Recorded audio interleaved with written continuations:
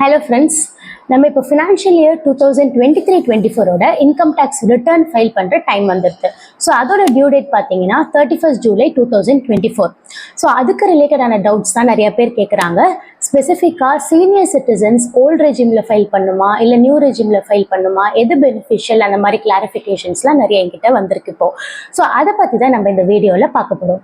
Welcome to Aarthi's tax info.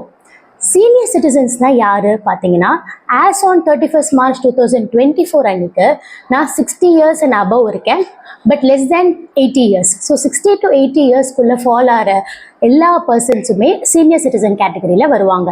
So 80 years and above இருக்கிறவங்க super senior citizen கேட்டகரியில் வருவாங்க.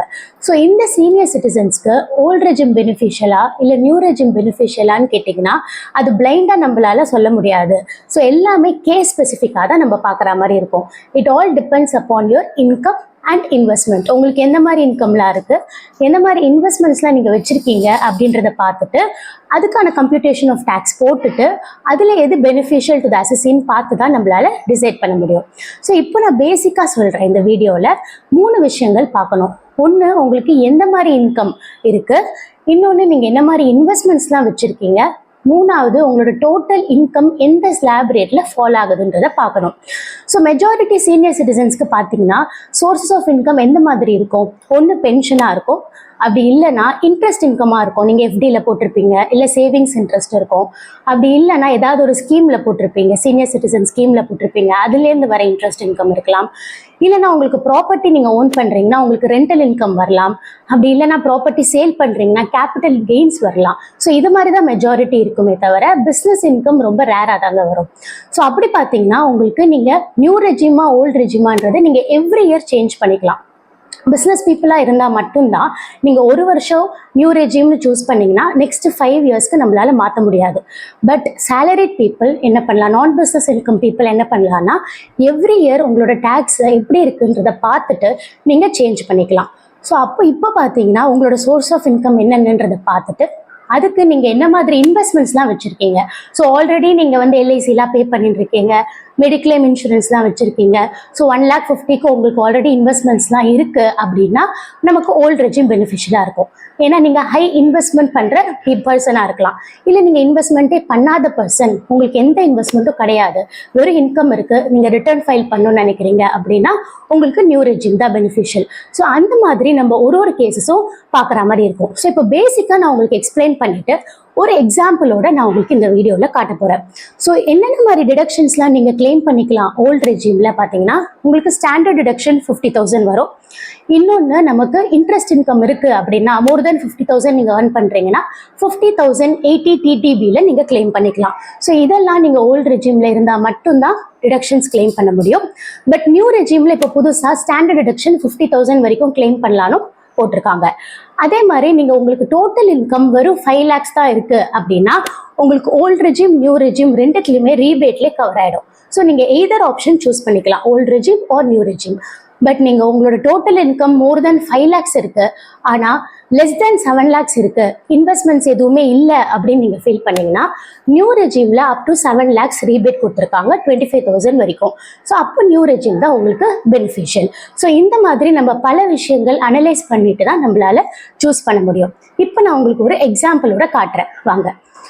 இப்போ இதெல்லாம் தாங்க உங்களுக்கு slab rates. So up to 3 lakhs old ரெஜிமில் nil, 3 to 5 5%, 5 to 10 lakhs 20%, above 10 lakh 30%. So old ரெஜிம்னா உங்களுக்கு அப் டு 5 lakh ரீபேட் 12,500 வரைக்கும் இருக்குது. நியூ ரெஜிம்னா அப் டு 3 lakh நில், 3 to 6 5, 6 to 9 10, 9 to 12 15, 12 to 15 20, above 15 30%. So இந்த மாதிரி ஸ்லாப் ரேட்ஸ் இருக்குது. New ரெஜிம்க்கு up to 7 lakh உங்களுக்கு rebate 25,000 வரைக்கும். ஸோ எப்படின்னா உங்களோட டோட்டல் இன்கம் 8 lakhs இருக்குன்னு வச்சுக்கோங்க. ஸோ அதுக்கு நமக்கு உங்களுக்கு இன்வெஸ்ட்மெண்ட்ஸ் எதுவுமே இல்லை அப்படின்னா எது பெனிஃபிஷியல்னு பார்க்கலாம். இப்போ உங்களுக்கு எந்த இன்வெஸ்ட்மெண்ட்ஸும் இல்லைனாலும் உங்களுக்கு அந்த ஸ்டாண்டர்ட் டிடக்ஷன் 50,000 ரெண்டு ஸ்கீம்லையுமே அலௌடு. ஸோ இன்வெஸ்ட்மெண்ட்ஸில் வந்து நான் 50,000 போட்டிருக்கேன், ஏன்னா அது standard deduction.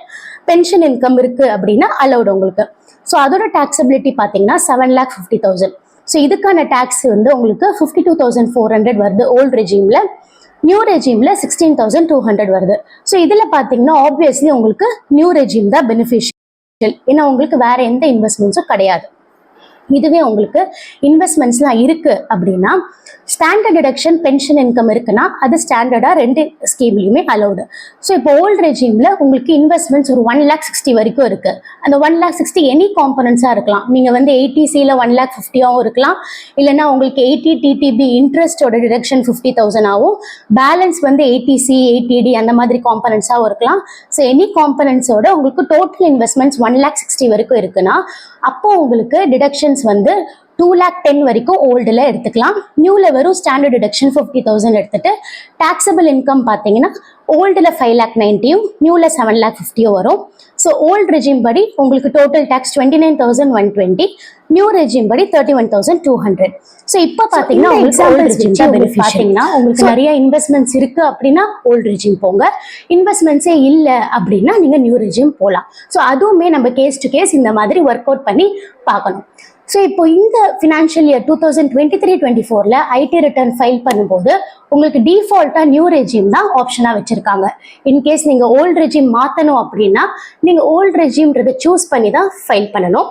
Business income people இருக்கிறவங்க மட்டும்தான் இந்த ஃபார்ம் 10IE அப்படின்னு ஒன்று ஃபைல் பண்ணணும். ஃபார்ம் 10IE எதுக்குன்னா நீங்கள் நியூ ரெஜிம் இல்லாமல் ஓல்டு ரெஜிம் ஆப்ட் பண்ண போறீங்கன்னா இந்த ஃபார்ம் ஃபைல் பண்ணிட்டு பண்ணணும். பட் ஆனால் பிஸ்னஸ் இன்கம்ல எதுவும் இல்லை, எனக்கு வெறும் பென்ஷன் இன்ட்ரெஸ்ட் இன்கம் அந்த மாதிரி தான் இருக்கு, நோ பிஸ்னஸ் இன்கம் அப்படின்னா உங்களுக்கு இந்த ஃபார்ம் 10IEல ஃபைல் பண்ண வேண்டாம். நீங்க நார்மலா new regime to old regime, old regime to new regime என்னவோ நீங்க ITR ஃபார்ம்ல நீங்களே சூஸ் பண்ணி ஃபைல் பண்ணிக்கலாம். ஸோ சேலரி பென்ஷன் இன்கம் அந்த மாதிரிலாம் இருக்குன்னா ITR 1, கேபிட்டல் கெயின்ஸ் அப்படின்னா ITR 2. இன்னொரு விஷயம் என்னன்னா உங்களோட ஏஜ் 75 years and above இருக்கு and only pension income and interest income மட்டும்தான் நீங்க earn பண்றீங்கன்னா you are exempted from filing the income tax return. So இந்த மாதிரி விஷயங்கள்லாம் இந்த வீடியோவில் பார்த்துட்டு உங்களுக்கு ஏதாவது டவுட் இருக்கு அப்படின்னா என்னோட கமெண்ட் செக்ஷன்ல போஸ்ட் பண்ணுங்க. தேங்க்யூ.